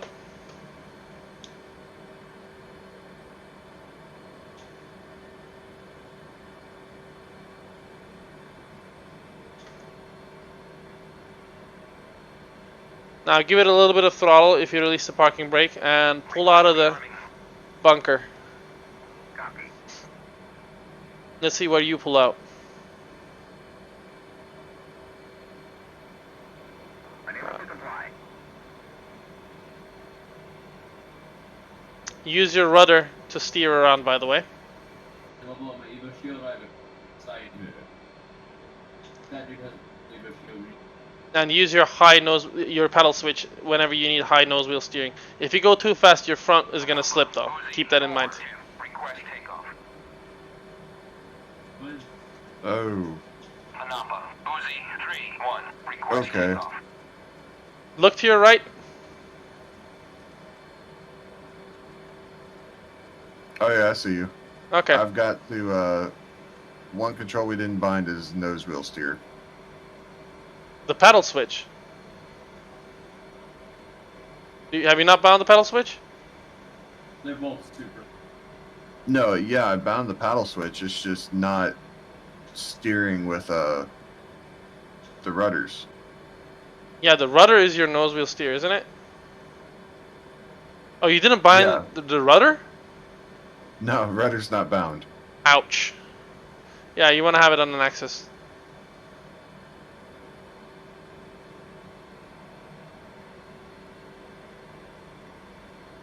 Okay, rudder, flight control.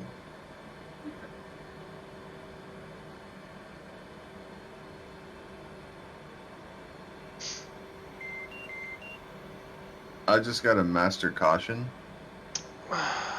What warning does it give on the left left MFCD? Check seat. Yeah, your seat is not armed. That's why. Just wait until you get to the runway for it. Mine shouldn't Okay. be armed either. You do not arm it until you get to the runway.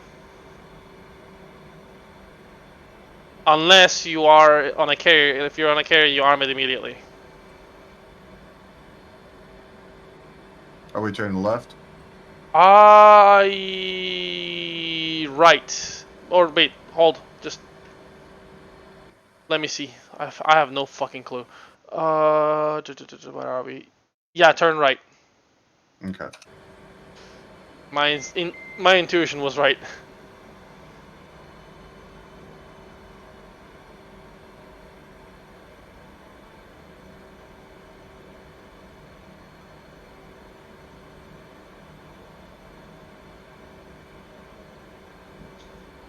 Try not to taxi too fast. How do I see my taxi speed? It doesn't show your speed below 48, so you'll need to eyeball it.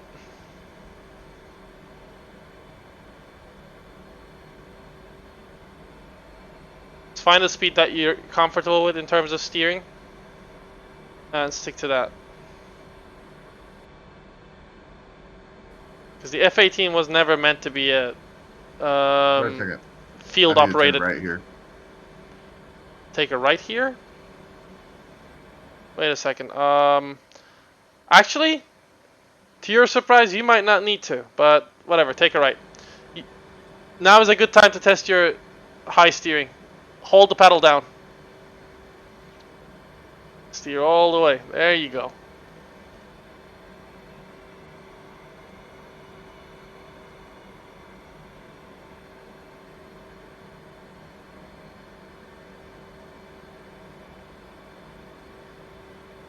So what we're gonna do is we're gonna hold short of runway. I'm gonna take off first and come back for a landing. Show you the on-speed angle of attack, so that you can watch without worry of crashing into the ground.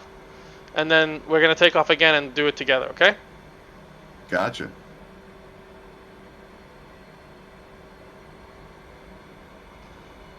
Oh, and yeah, you have your trim set. Never mind. For a moment I forgot I told you to set your trim hat, but you have it set because that's going to be crucial when you're doing on-speed angle of attack. Are you familiar with it? No. Okay. Well, now is going to be a good time to get familiar with it. One tip that I have: no matter how strong the urge, do not use the pitch. Do not pitch your stick when you're on speed angle of attack. Only use trim to get it into the E bracket. Align your vector with the bracket that appears. There's an E bracket on the left on your HUD. And then use your throttle to nose up and nose down. At your current weight, your speed is going to be some 140 knots, 145 knots to maintain level flight. Alright, I'm off to the right so you can pass on to the runway. Okay. Passing off on your left. Takeoff is pretty simple. The only trick is you'll need to use rudder to keep yourself stable on the runway, but that's pretty much with all planes.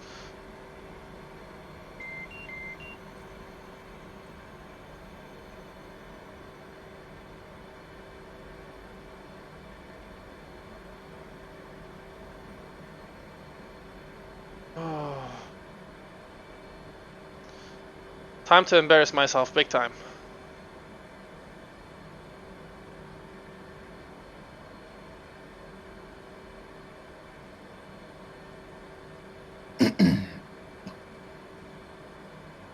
Okay, so F-18's wheel brakes are really weak. So holding them down while you're throttling up, you're just going to start rolling no matter what you do. So you may as well just full throttle it. Normally you only need mil speed, but afterburner helps you take off faster and shorter. With your takeoff trim, if it's set correctly for your weight, the nose should come up and the plane should depart the runway on its own without you pulling the stick at all. After that, press G to pull your gears in. The gears up, and close the flaps off about 230 knots, 240 knots. And you should be maintaining stable flight. Now I'm going to do a pattern around the airfield to come back and land on the other side. So should my flaps be left on auto? When you're taking off, they're full. After takeoff, when you reach 240 knots, they go to auto. Okay. You make them go to auto. Okay. So I'm gonna maintain 300 knot speed here. So you can do overhead braking and everything, but you want to have at least 3 nautical miles of an approach to come in for a landing here to give yourself a nice breathing room to adjust your angle of attack. What happens is on the downwind, you start slowing down, adjust your distance properly, and then when you reach about 3 nautical miles, you'll probably need to eyeball it unless you have TACAN. And I don't think Anapa has TACAN enabled, so I'm going to eyeball it. That should be about 3 nautical miles. I'm going to start banking around. Full flaps if I'm under 300. And when I reach under 250, I'm going to deploy the gears. Gears are going down. Now I'm going to give it some throttle again from idle up so that it doesn't speed down too much.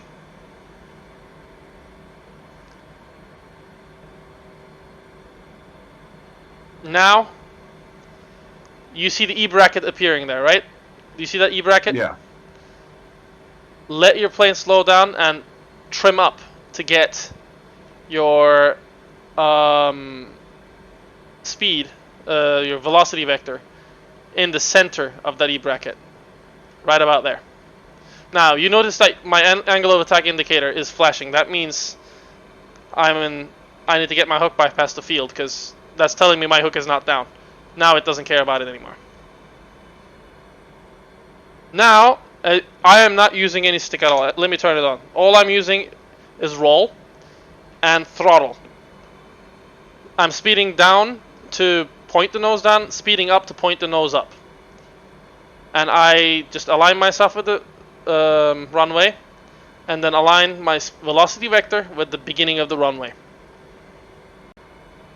See that? That's on speed angle of attack. I'm just using the throttle to keep myself stable on the vertical, and using the ailerons to keep my roll under control.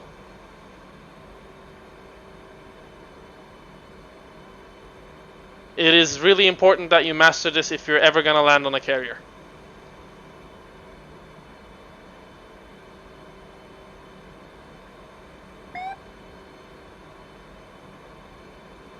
And cut throttle, touchdown, wheel brakes all on, and use your rudder to maintain stability on the runway.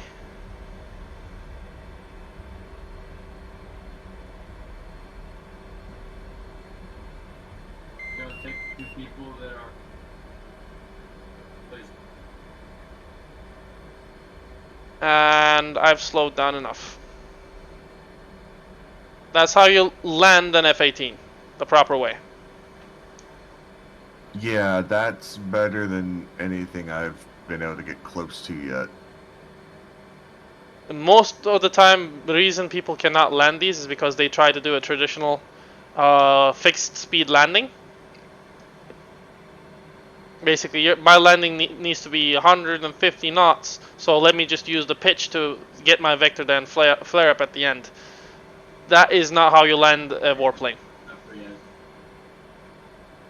These are designed to be flown by squids and chair force members, so it requires the least amount of smarts.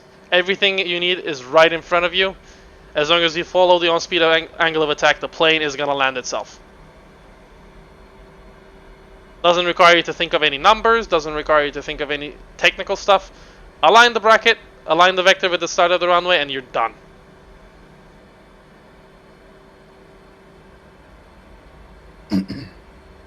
That seems almost too easy. Somebody's flying overhead.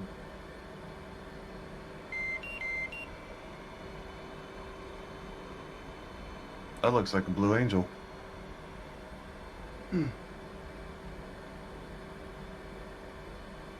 I have to pick the Blue Angel skin. It's the only jet I've ever flown in besides a Boeing. You actually flown in a Blue Angel jet? Damn. Yeah, I live in Pensacola, Florida. Ah, lucky you. I live in Atlanta, Georgia. Welcome to hell. Yep. My granddad was a naval aviator and a tour guide for the museum, Naval Aviation Museum. Wait, your granddad was a naval aviator? What did he fly?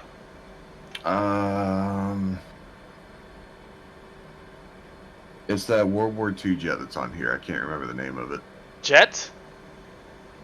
I think it was that one. I don't remember. F-8 Sabre? He test flew one of the first jets, is what he told me. Holy shit, that's so cool. That wasn't his warplane. That was like, come test this.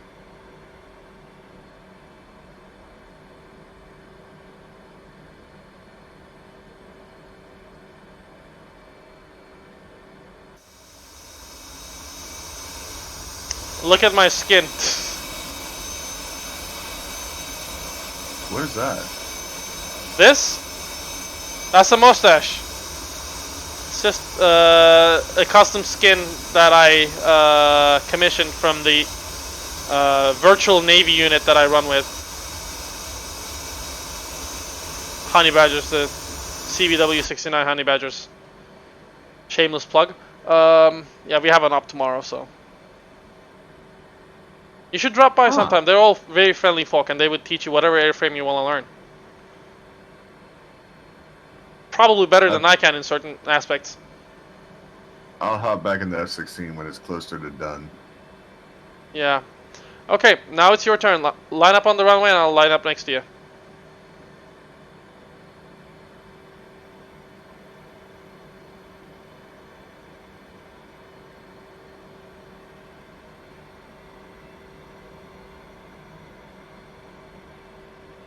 Or they're behind you. Center yourself on the Behind runway. me? Yeah, center yourself on the runway. Yeah, you said next to me, so I was heading far right. Sorry about that. I don't know how good of a control you have on your rudder, so I want to have you centered as much as possible. Horrible. Yeah, then be centered. You'll need that. I can maintain my distance from you. Shouldn't be too hard. Let's see. Whenever you feel like you're aligned, hit the toe brakes and come to a stop. Alright. Okay. Release the toe brakes and go full afterburner.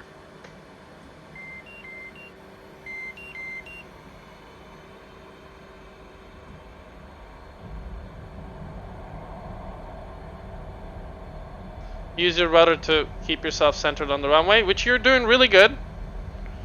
Your plane should be picking up right about now. There you go. Yeah, Gear I'm up. airborne. Now it's going to want to pull the nose up really bad. Try to keep it stable. Try not to go over 2,000 feet. And keep the nose under 15 degrees if possible. And flaps to auto. And I'm at 2,000 feet. I'm actually a little above. I see you're far ahead of me. Yeah, Now, I didn't pull back on my throttle. I forgot. that's fine. Okay, now crank left and fly by the airfield, keeping the airfield on your left. To the downwind. Do you fly any other flight sims? Star Citizen. No FSX, no X-Plane.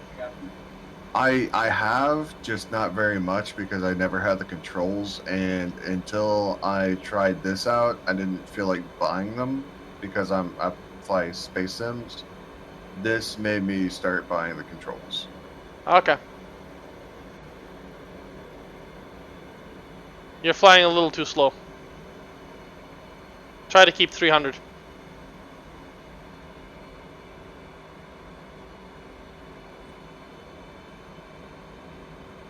Okay.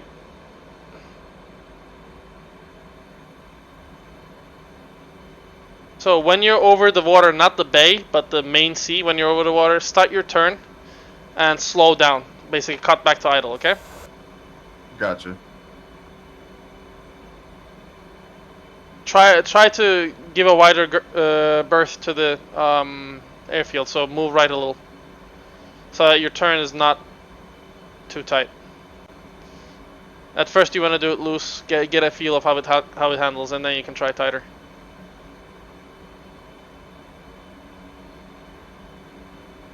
Man, I'm seeing you look over, and I can't, and that sucks. Well, when you get your track IR, it's gonna be so much better. I can guarantee you that. Okay, you might wanna, in about 15 seconds, you'll want to start your turn. And also try to pull your speed back. I'm 280 right now. Okay, if it's 280, by the time you're at the middle of your turn, you want to be about 250, 240. Okay, so start turn now.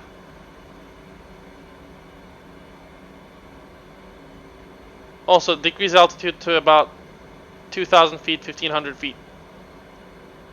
If you're too high, your landing is gonna be too steep.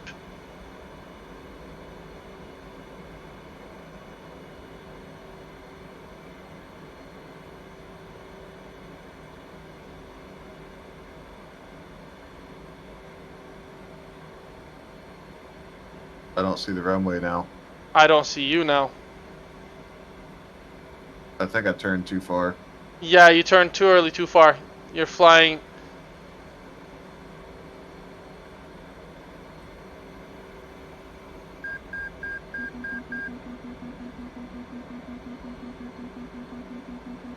Yeah, you're stalling out a little, aren't you?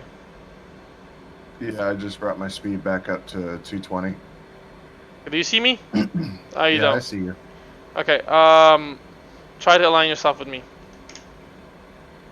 I'm directly heading towards the runway right now. Try to be on my tail.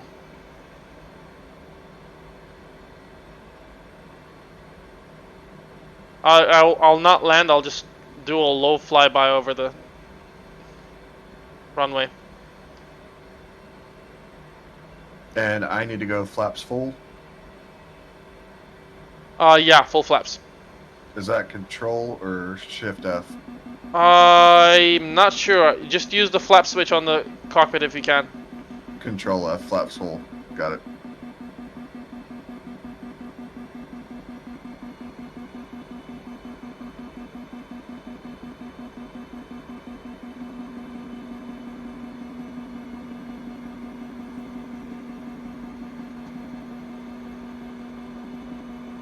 Check gears.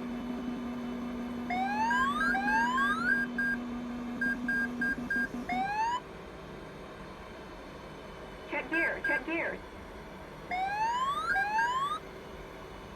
Check gears. Check gears. Check gears. Check gears. Check gears.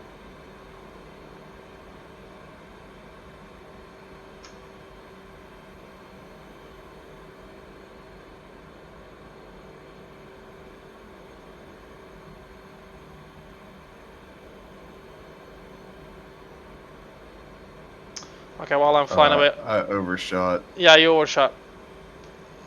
Punch it. You and can go. still you can still land it. Just keep your vertical speed below. Ah, there you go. You're good. You're gonna bounce off though. Yep. Yeah, go around.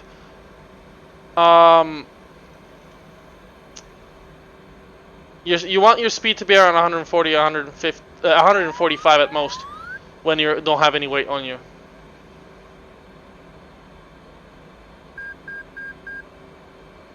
I'll try to join up with you. To there you are. To give you a close guide. Let's see. Turn around. How was my fuel? Well, that's fine. Turn my radar on. I gotta bleed off some speed.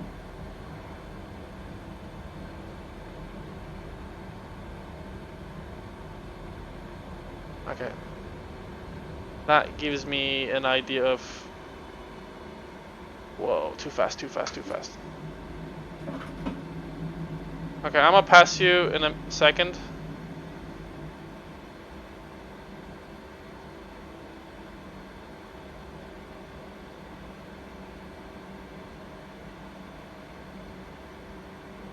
Let's do a 10-mile approach. That'll be easier. And yeah, this game is a pain to play without track IR, so I'm so sorry. Some people do it somehow, but I don't know how. I'm debating on downloading Face Nor. Just do it. Hey! I'm gonna increase speed and catch up to you. Yeah, I'm gonna hold about 270 for your reference. I'm gonna crank about 10 degrees left. Is your gear down right now? No, it's up. Oh, this just looks weird from my screen. Okay, so runways to our 7 o'clock. Now I'm gonna crank left about 25, 20 degrees. 22 and a half maybe. The ticks at the bottom that you see over here, the big ticks are every 15 degrees. The small 2 ticks towards the center are the 5-degree marks. So I'm doing about 22 and a half. Maintaining 250. And Yeah, I hit something and I don't see that anymore. let me see your feed. Yeah, your air-to-air mode is on. On the left side, remember the mode control, the air-to-air, air-to-ground, and the master arm? There's a green light. You see that? It says air-to-air, A/A. Click on Yeah. that and it should come back. Okay. There you go. Okay, now flaps full. This is And that's master pushing my caution. nose Oh, check down. seat. Shit, I've been flying without my seat armed. That could have ended very badly. Okay, so I don't see the runway here either, but I'm gonna eyeball it. My bank is about 35 degrees right now. My airspeed 200 and slowing down. Now gears down. And I align myself with what I think is the runway. Well, when I get closer, it'll be more apparent. Okay, now trim up, get the bracket in.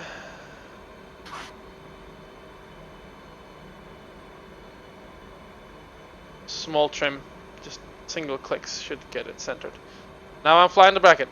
So now that I see that I'm not exactly lined up with the runway, I'm going to crank right a little. I'm a little off to the left, so we're going to fly right a little. Another thing about on-speed angle of attack, if you crank left or right, you'll start dropping down, so you'll need to increase speed to match. Maintain lift.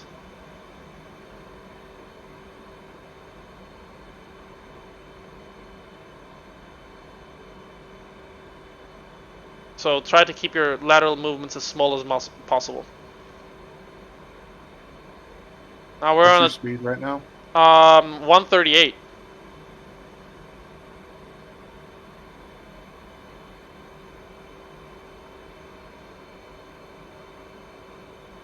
Did you center your E bracket? Your E bracket is not centered. Trim up. Sorry. Pull back on the trim switch. Get your E bracket centered. Pull back on it. Keep pulling back on it. You're not pulling the stick, right? The stick is free. No. Okay. 6-3. Okay, now you're centered. Now slow down to bring the nose down and speed up to bring the nose up. I'm gonna start cranking left again, since we're coming to alignment with it. Just about 5 degrees is enough.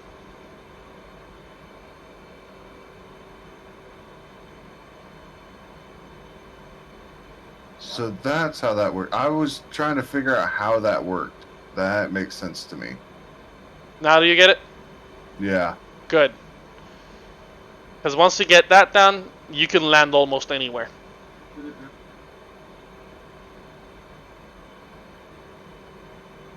And I'm aligned. Align yourself behind me, and you should be aligned too. Only thing you need to do is line up your vector at the beginning of the runway. Very small movements on the throttle should give you the result you seek.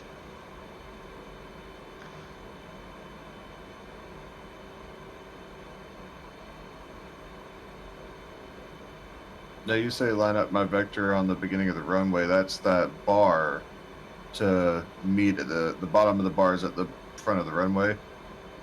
No, you know your velocity vector, the ball with the 3 sticks coming out? Yeah.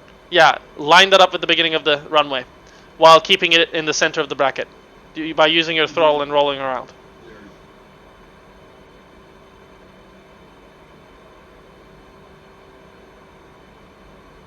You know, I think I'm coming down right on top of you. Are you? Yeah, we're gonna land back to back. It's fine. I'll try to land towards the right.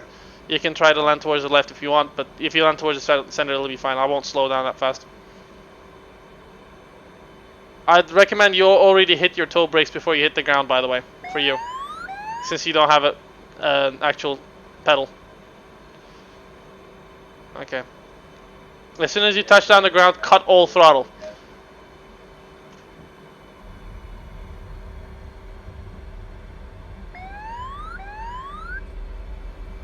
Oh, that was a mistake. Yeah, I bumped the throttle too much. You can I'm still gonna land it, float you it. can still land it. You still have a lot of distance. Nope. You landed, didn't you? I don't know how. There's Yeah. no way I should have landed that. You would be surprised. F-18s are designed to literally fall on top of carrier decks. You can be falling down like 1,700 feet per minute, and you would still not get damaged.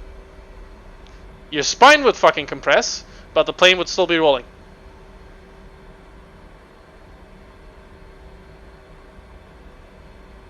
Alright, I let off the brake. Waiting for you at the end of the runway.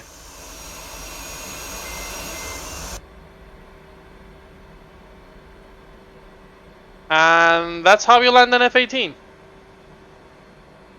Somebody is turning down the wrong way on the runway. In an AV-8B. No, that's not a Harrier. That's a Su-25 Frogfoot. Okay. So. Oh, fuck, it's 2 a.m. I got an op tomorrow. You think you're confident enough with that landing? Yeah, I can work on it from there. Yeah, I want to watch you do do it all alone on your own for once. And then I'll leave, okay? Alright. No pressure. Take off the same way as Su-25 took off, and then do a loop and come back from the seaside again. Alright, so just take off from here. Yeah. You should have enough fuel. Check your fuel. And he's already off. That's fine. I'll cut off the runway over here. Training purposes.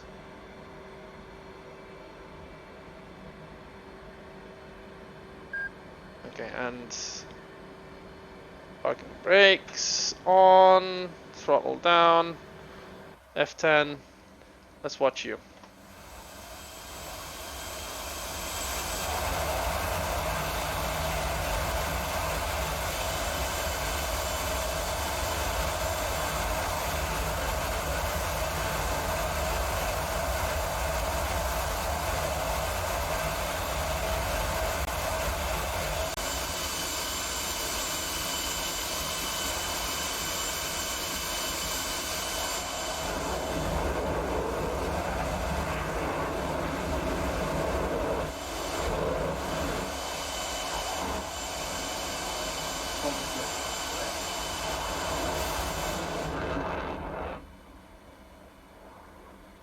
I'm watching you and you only right now.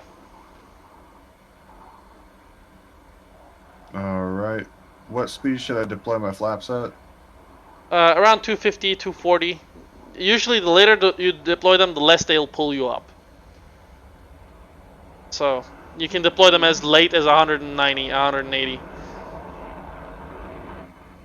I usually deploy them around 250 though, because they also drag you back, helping you slow down. You're a little too high.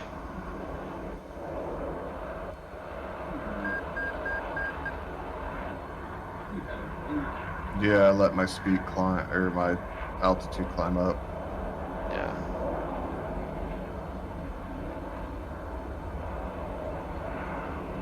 Bleed off some speed. You're off to the left. I was just trying to bleed speed. You're jumping all over the place for me. Okay, you're passing over the runway line. Turn left. What the heck was that?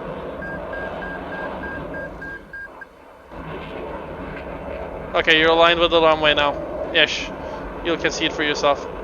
Slow down. Get your angle of attack in order. Deploy gears, by the way.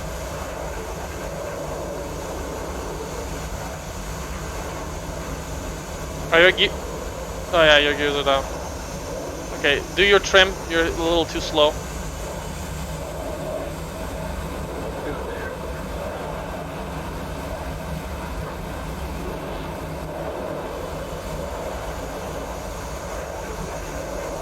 Cut back on the throttle. One thing that you need to remember about the F-18 is that the throttle has a delayed response. So do preemptively, but do small movements. Also, get your...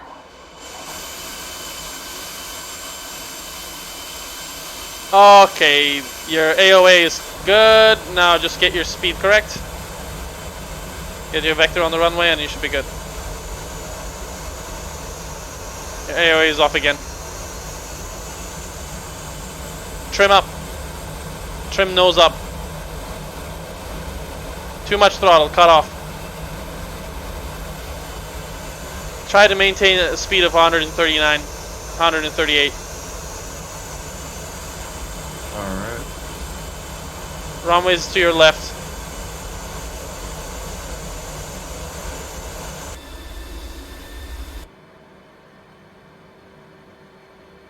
I'm gonna pull back on the stick. I'm gonna crash. No, you're not. You're good. You're good. You're good.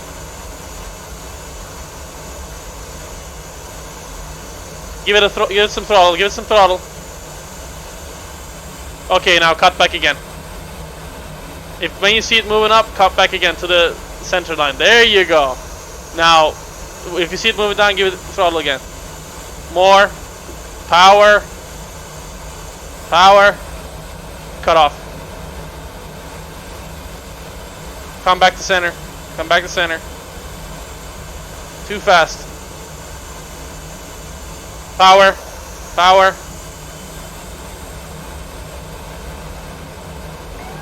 Come back to center. Come back to center. Come back to center. Cut off power. Cut all power. Power's... Let it. Slam that bitch. Oh my gosh. I can't believe that didn't destroy it. Yeah, well, slam that bitch is a meme at this point. So, have you ever heard of that? No. Yeah, there was a documentary about the Navy F-18 pilots. About how the Marshal had to, you know, really discipline a pilot because he was coming too steep and everything. And then the documentary switches to an interview with the pilot, and then the pilot just goes saying, "I saw I was coming too high, so I just slammed that bitch." On the fucking national television. Oh, that's great. We're coming, run. Why is... I've got something going off. Yeah, it might be your gear. Check your gear. You may have slammed a little too hard, I don't know. Nope, your No, gear's it's an fine. alarm. Yeah, is your gear handle flashing? Because that sounds like that. Yeah. Yeah, your gear might not be fully deployed. Maybe you just slammed a little too hard.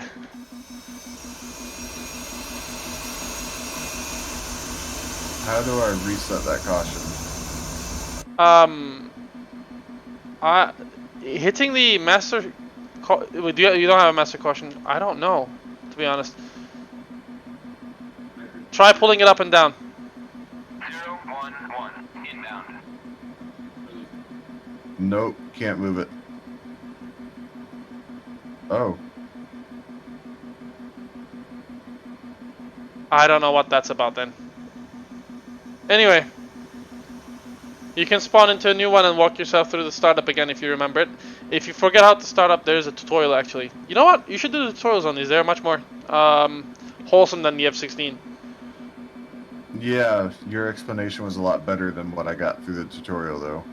Yeah. Someone else explained to me as well, and I like that more than the tutorial. But now that you have the explanation, the tutorial should be much easier. Oh, I think my nose steering's messed up. Yeah, your paddle's not working, is it? You probably slammed your nose. Alright, well, I'm gonna go practice takeoff and landing. Okay. I appreciate it, man. Take it easy. let me add you as a friend. Okay, here's a friend invite, and here's a little link of something.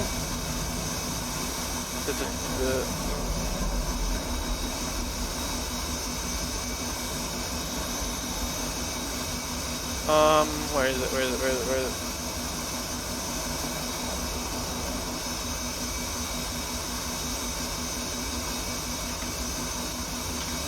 Okay.